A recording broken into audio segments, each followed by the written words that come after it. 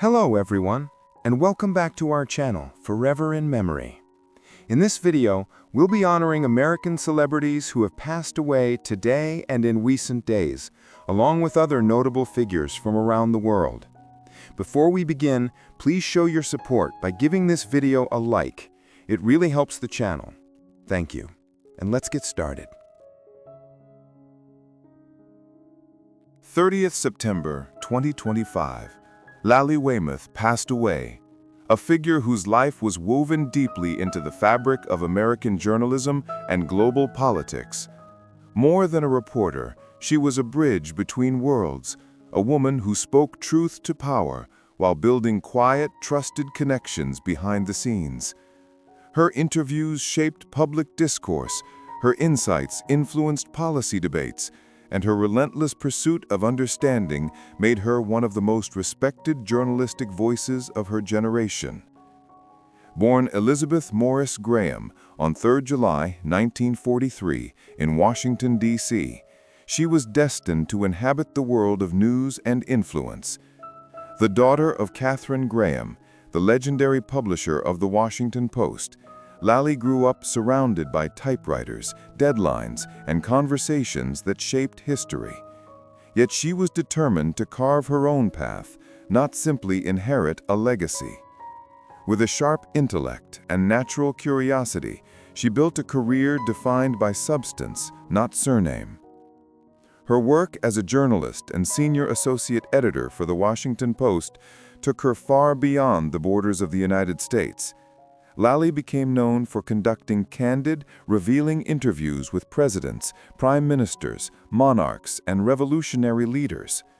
World figures who rarely spoke to the press often opened up to her, trusting her balance of rigor and respect.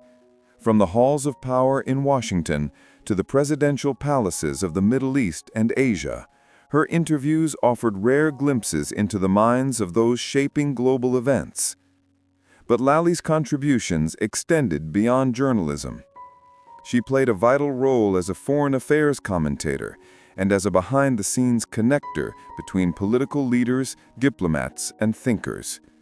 Her insights helped frame international conversations at crucial moments in history. Despite the weight of her family name, she carried herself with humility and independence, building relations not on privilege, but on trust and credibility. Today, as the world of journalism bids farewell to Lai Weimoth, it also pays tribute to a woman who dedicated her life to connecting nations through conversation and clarity.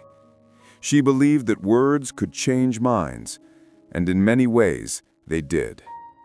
May her legacy continue to inspire future generations of journalists to listen deeply, question fearlessly, and seek the truth with courage and empathy. And may the echo of her voice, thoughtful, probing, compassionate, live on in the pages of history she helped to write. 29 September 2025, Myron Lowery passed away. A dedicated public servant, trusted voice, and one of the most recognizable figures in Memphis politics. For decades, he devoted his life to the people of his city, combining sharp intellect, fearless advocacy, and deep compassion for those he served. Known for his straightforward honesty and tireless work on behalf of his community, Lowery left a mark on local government that will not soon be forgotten. Born on 15 November 1946 in Memphis, Tennessee, Myron Lowery grew up with a strong sense of civic responsibility and a belief that leadership was about improving lives, not just holding titles. After earning degrees in political science and communications, he began his professional life as a journalist and television news anchor.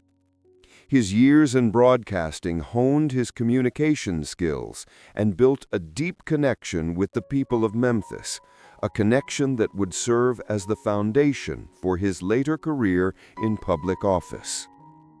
In 1991, Lowery was elected to the Memphis City Council, beginning a decades-long journey of public service. He quickly became known as a voice of reason and the champion for accountability, pushing for government transparency, ethical standards, and policies that reflected the needs of everyday citizens. His leadership style was approachable yet firm, marked by a willingness to listen and a determination to act. Perhaps one of his most memorable moments came in 2009, when he briefly served as interim mayor of Memphis. During that time, he guided the city through a crucial transition with steadiness and vision, demonstrating the same principles that defined his entire career: service over ego, people over politics. He was deeply committed to improving public safety, supporting economic development, and expanding opportunities for education and housing, always with a focus on uplifting underserved communities. Beyond the council chambers, Lowery was deeply engaged in civic life.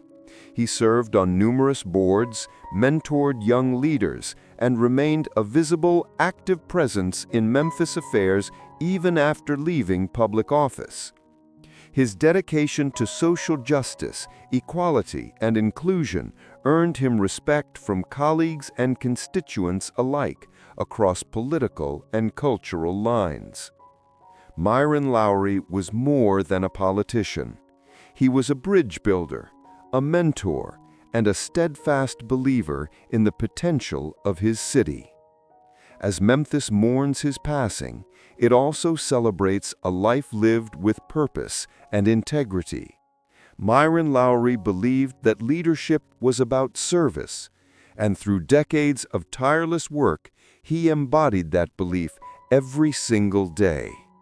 May his memory continue to inspire future generations to lead with courage, compassion, and a deep commitment to the communities they call home. The 30th of September, 2025, Sir Terry Ferrell passed away, one of the most influential architects and urban planners of the modern era. A visionary whose ideas reshaped skylines, reimagined cities, and challenged the way we think about the spaces we inhabit. His work was not just about buildings, it was about creating environments where people could live, move, and dream. Across Britain and beyond, his projects became landmarks, and his philosophy transformed the very language of contemporary urban design. Born on 12 May 1938 in Sale, Cheshire, England, Terry Ferrell grew up fascinated by the shapes and structures of the world around him. As a child, he spent hours sketching buildings, inventing imaginary cities, and exploring the balance between functionality and beauty. That passion led him to study architecture at Newcastle University and later at the University of Pennsylvania, where he absorbed ideas that would fuel his lifelong mission: to blend art, culture, and practicality in every space he touched. Ferrell's career began in the 1960s, but it was in the following decades that he became one of the defining voices of British postmodernism. As a founding figure of Ferrell's, his firm gained international recognition for its bold, playful, and human-centered approach to design. He believed architecture should tell stories, not just stand as monuments, and he infused his projects with symbolism, history, and a deep respect for their surroundings. Among his most iconic works are the MI6 building in London, with its striking, fortress-like presence on the Thames, the Charing Cross station redevelopment, which merged Victorian heritage with contemporary form, and Beijing South Railway Station, a vast, flowing structure that became a gateway to the future of Chinese transport. Beyond these landmarks, Ferrell's influence stretched into city planning itself. He advocated for walkable urban environments, sustainable growth, and a design philosophy rooted in the needs of people, not just vehicles or corporations. Behind the accolades and the global reputation, Terry Ferrell was deeply human. Colleagues remembered him as endlessly curious, with a childlike excitement for every new project.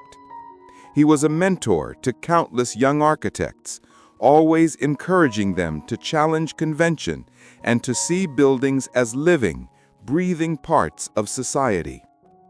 Today, as we look upon the skylines he helped shape, his absence is deeply felt. Yet in every train station buzzing with life, in every city quarter revived by thoughtful planning, and in every building that tells a story instead of just occupying space, his spirit endures. Sir Terry Ferrell believed that architecture was not about concrete and steel. It was about people, memory, and possibility. And as the sun sets on a life that changed the face of modern cities, the streets, bridges, and spaces he imagined continue to speak his language, one of creativity, humanity, and timeless vision. 25 September 2025. Alfie MacLeod passed away, a devoted public servant, respected legislator, and proud son of Nova Scotia, whose voice echoed in the halls of Canadian politics for decades. Known for his warmth, humor, and unwavering commitment to his community, he was more than a politician. He was a bridge between people and government, a man who believed deeply in the power of service, and a steady advocate for those whose voices were too often unheard. Born on January 26, 1956, in Gabarus Lake, Nova Scotia, Canada, Alfie grew up surrounded by the rugged beauty and close-knit spirit of Cape Breton Island. It was there, in the small towns and fishing villages, that he learned the values that would guide his life: honesty, perseverance, and the belief that leadership is about listening as much as speaking. Before stepping into public life, he worked in broadcasting, where his natural charisma and gift for connecting with people earned him trust and admiration, qualities that would later define his political career. MacLeod first entered politics in the 1990s, embarking on a journey that would span more than 20 decades. As a member of the Legislative Assembly of Nova Scotia, he became known for his tireless dedication to his constituents and his deep understanding of their struggles and dreams. He fought for better infrastructure, education, and healthcare, but he also focused on the everyday issues, the small but vital concerns that shaped people's lives. What set Alfie apart was not just his legislative record, but the way he carried himself. He had a gift for turning political debates into conversations, and for reminding others that behind every policy was a human story. He never lost touch with the people he served, often attending community events, listening patiently to concerns at local gatherings, and lending a hand wherever it was needed. His office door was always open, and his compassion knew no political boundaries. Outside of politics, Alfie was a devoted family man and a loyal friend. He cherished the quiet moments spent with loved ones, the laughter shared over meals, and the peace of the Cape Breton coastline that had shaped him since childhood. He was proud of his roots and never forgot where he came from, a quality that made him relatable to people from all walks of life. Today, as Nova Scotia mourns the loss of one of its most steadfast champions, Alfie MacLeod's legacy lives on in the policies he shaped, the communities he strengthened, and the countless lives he touched.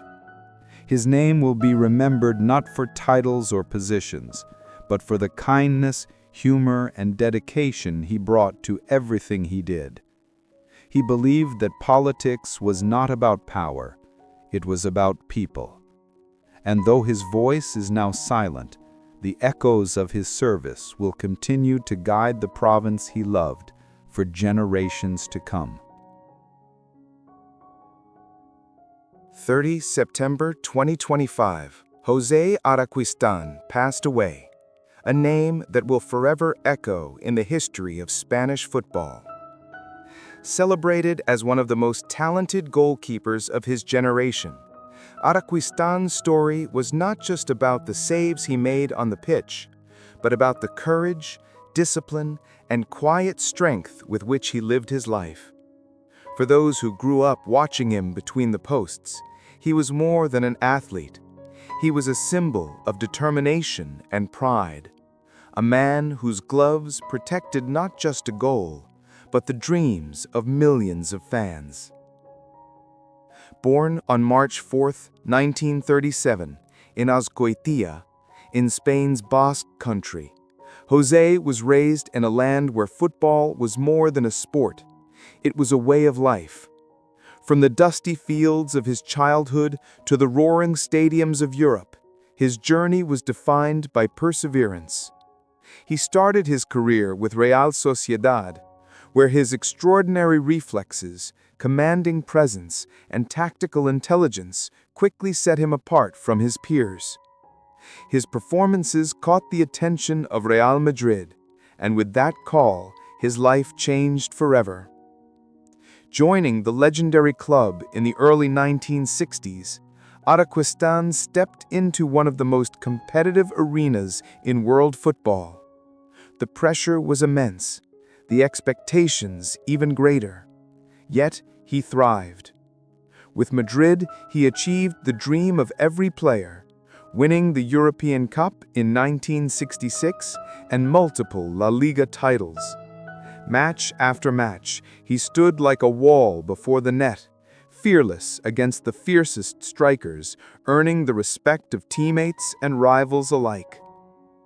But his path was not without hardship. Injuries, competition for the starting spot, and the intense scrutiny of fans and media tested his resilience time and again. There were seasons when he was benched, moments when critics doubted him, and nights when the weight of expectation felt unbearable. And yet, José never lost his spirit. He trained harder, fought longer, and proved over and over again that greatness is not measured by the number of trophies, but by the strength to rise after every fall. Off the field, Araquistan was known for his humility and sense of loyalty. He carried himself with quiet dignity, rarely seeking the spotlight despite the glory surrounding him. He remained deeply connected to his Basque roots and often spoke of the simple joys that mattered most: family, community, and the love of the game that had shaped his life. Those who knew him personally remember a man who was as gracious as he was determined, as kind as he was competitive. Today, as Spain and the footballing world bid farewell to one of their greats, José Araquistan's legacy endures. His name will forever be linked to a golden era of Real Madrid, to the unforgettable nights under the floodlights, and to the countless young goalkeepers who grew up dreaming of following in his footsteps. He once said that the goalkeeper's job was to carry the weight of hope, and that is exactly what he did every time he stepped onto the field. Now, as the stadium lights dim and the final whistle blows on a remarkable life, the echo of the crowd still lingers, whispering a single word: Gracias. The 29th September 2025, Adriana Eisenberg passed away, a name that for decades was spoken with admiration and warmth in the world of Argentine cinema and theater.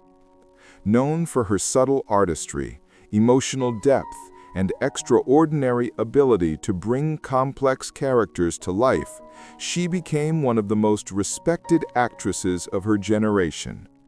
To audiences, she was more than a performer. She was a storyteller, a mirror reflecting the struggles, hopes, and contradictions of ordinary people through extraordinary performances.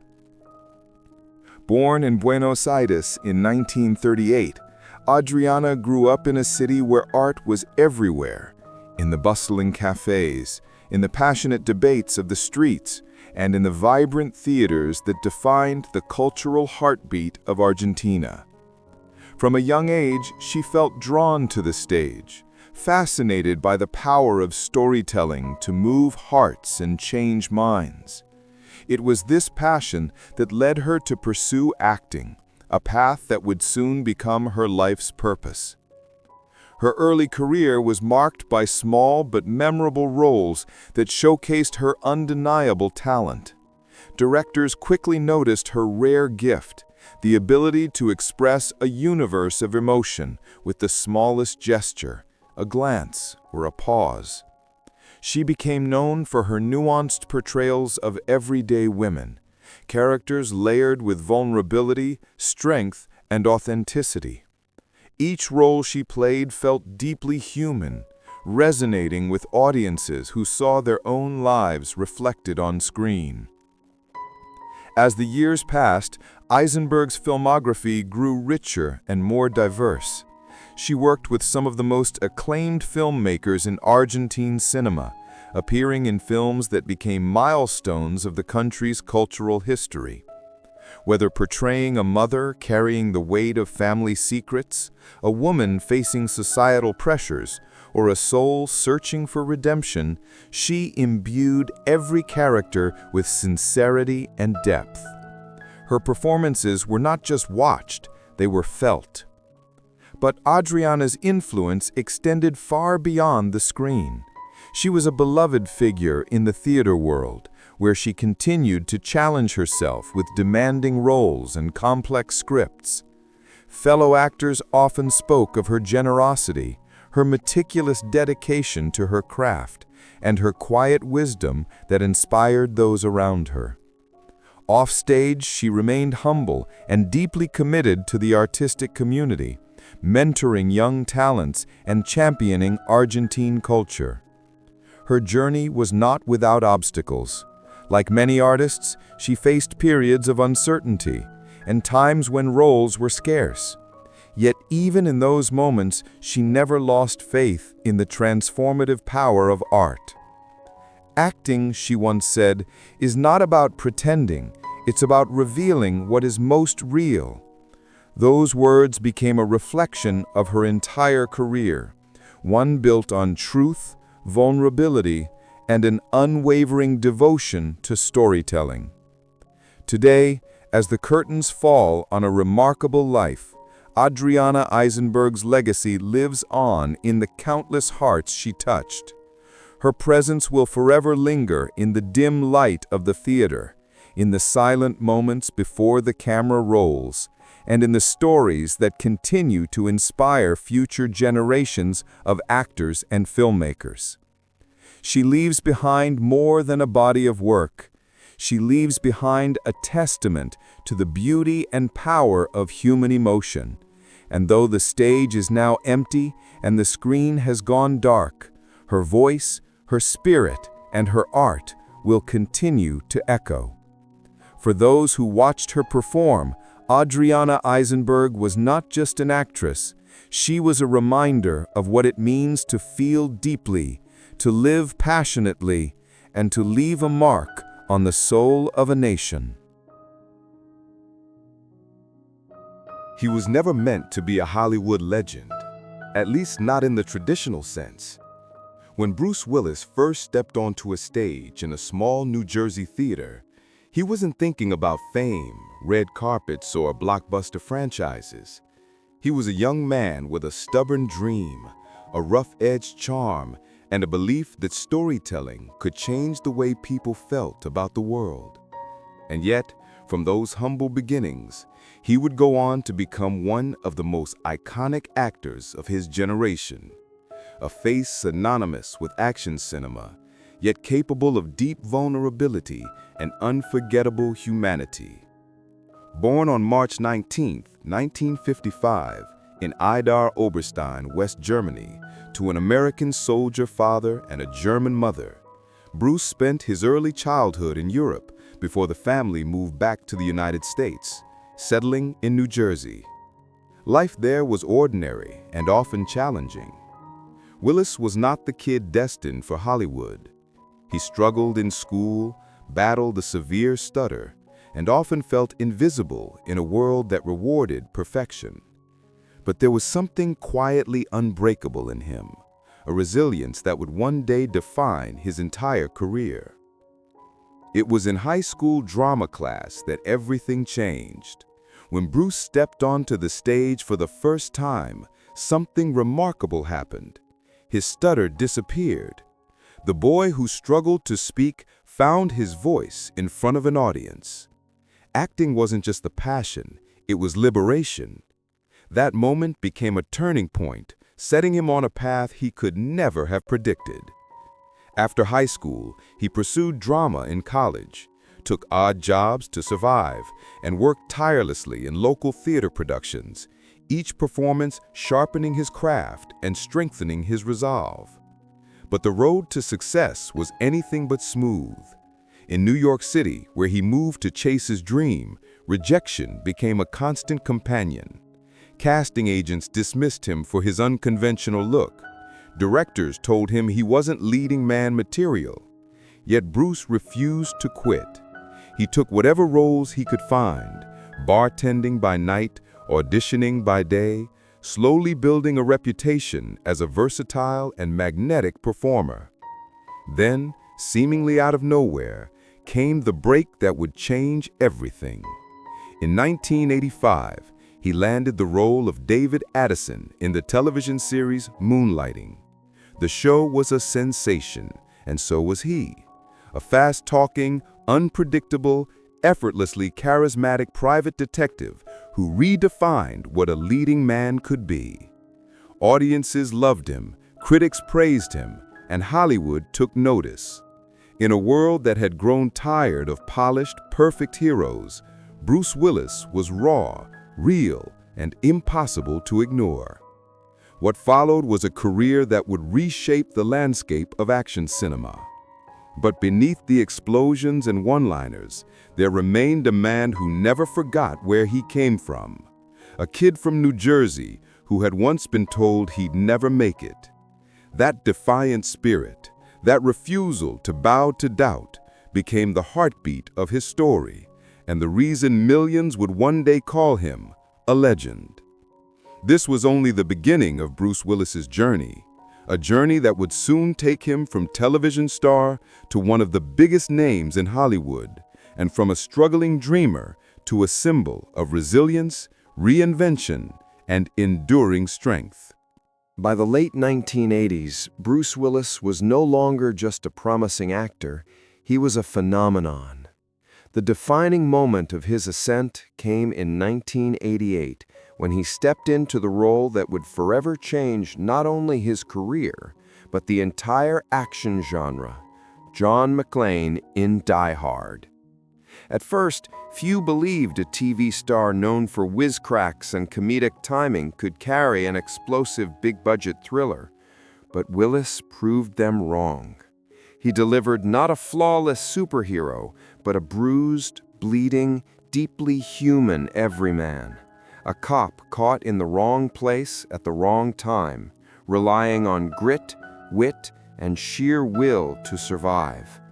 The film became an instant classic, and McClane became a symbol of a new kind of action hero, vulnerable, relatable, and unforgettable. With Die Hard, Bruce didn't just become a movie star, he redefined what a movie star could be.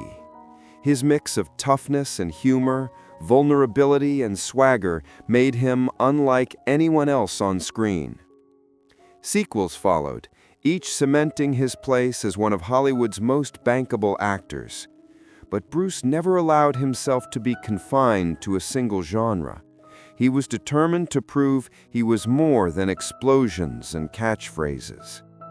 In the 90s and early 2000s, he embraced a remarkable variety of roles that showcased the depth of his talent. In Pulp Fiction, he transformed into Butch Coolidge, a weary boxer trapped in a violent underworld, delivering one of the film's most haunting performances. In The Sixth Sense, he portrayed a tormented psychologist, grounding a supernatural story with raw emotion and restraint. In 12 Monkeys, he dived into psychological science fiction. And in The Fifth Element, he brought humor and humanity to a visually dazzling, futuristic epic. These films proved that Bruce Willis was not just an action star, he was a storyteller capable of exploring complex characters and emotions. But behind the fame and fortune, there was always something deeply grounded about him. Unlike many of his contemporaries, Bruce never seemed consumed by Hollywood's illusions. He approached fame with a wry smile and an easy laugh, often poking fun at himself and refusing to take stardom too seriously. Colleagues spoke of his discipline, his professionalism, and his generosity on set. He valued authenticity, both in his work and in his life, and that authenticity became part of his appeal. Of course, his journey wasn't without setbacks. Not every film succeeded, and not every risk paid off. There were box office disappointments and critical failures. Yet even when the spotlight dimmed, Bruce kept moving forward. He was never defined by a single moment, a single genre, or a single decade. He kept reinventing himself, returning to action when audiences craved it, exploring new creative challenges when he felt inspired. By the time the 21st century rolled around, Bruce Willis was no longer just a star. He was an institution. Generations had grown up watching him crawl through air ducts, deliver razor-sharp dialogue, or silently break a viewer's heart with a single look. He had become part of the fabric of cinema itself, an actor whose presence alone could command a screen and elevate a story. Through triumphs and failures, risks and rewards, Bruce's journey was a masterclass in longevity and resilience, a reminder that greatness isn't about avoiding failure, but about enduring, adapting, and continuing to create. And that is exactly what he did, over and over. By the time Bruce Willis entered the later chapters of his career, he had already secured a place in the pantheon of modern cinema. Few actors in Hollywood history had managed to balance raw charisma, vulnerability, and timeless appeal the way he did. But even as the blockbuster era that had made him a global icon began to evolve, Bruce continued to find new ways to connect with audiences, not through spectacle alone, but through authenticity, humanity, and presence. He returned again and again to the Die Hard series, each installment a testament to the enduring power of John McClane, a character who had started as an ordinary cop and had become a cinematic archetype. Yet beyond the action franchises, Bruce found success in more intimate, character-driven projects. Films like Unbreakable and Looper proved that he could anchor stories that were cerebral, emotional, and complex. He was equally compelling in dramatic roles, where the explosions were replaced by quiet tension, and the battles were fought within the soul. His presence on screen became something more than entertainment. For audiences, Bruce represented resilience, the belief that even in the face of overwhelming odds, an ordinary person could rise to the occasion. It was a quality that transcended film genres and made him relatable to millions. Whether he was saving hostages, grappling with trauma, or simply trying to hold his life together. His characters embodied a kind of flawed heroism that felt deeply human. But beyond the cameras and the scripts, Bruce Willis's life was also defined by a profound sense of groundedness.